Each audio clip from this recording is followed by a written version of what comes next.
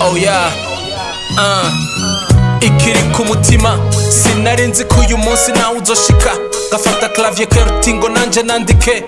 muri make dome 24 zibaye nke kiza ca mbere mu Burundi n'abarundi simikeke ukubwiye kwa gukunda uzubanza utohoze kwabwiye wowe canke impuzu wambaye canke imodoka urimwo urukundo kera rwari rufise umutima byarahindutse no n'ubugo rufise inda byaracuramye afise igipara mugagwaye inda amajambo azokwamagaruka mu ndirimbo umwana w'umuntu aguma ari wawo ndi ariko nibaza ko nabapfuye basubira akazuka ntitubimenye ryoherwa mu gacerere mu kubabaye utwenge turaba benshi twese ubuzima ni Halloween twama twambaye maske twerekana ico tutari bamwe amakoti kuzuba abandi ngufi hakanye abafise abavyeyi bakenye barabihakanye ukuzimu kumeze nk'umutima uri gusa niyo mpamvu umutima waje nawe uhaye umukama amusozi araremereye naharamama ikiri ku mutima ikiri ku mutima atashavu tanubwoba sinobandanya muba mpomba ikiri ku mutima atashavu tanubwoba sinobandanya ngoma mpomba ikiri ku mutima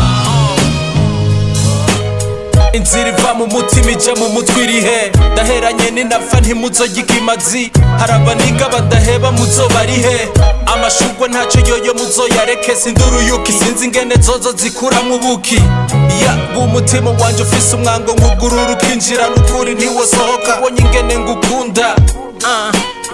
yandabazi ntimurare murandika sindi romantike nashatse amajambo gusa nkwiza imistari numva afise ubwoba abagenzi banje baraba ibiciro vy'amakoti ngo bazorongora vuba nibaronka inoti nanje kuri net dindiriye KOD ya J.Cole nzi ibiciro vya Vans na Jordan usanga nk'ubu hari umukobwa andindiriye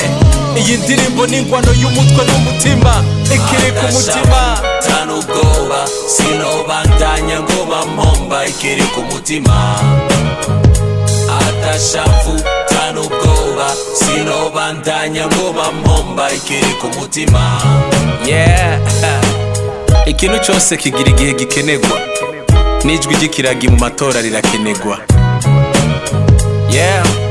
umuhungu wese umubajije umuntu wa mbere akunda akubwira ngo ni mama wiwe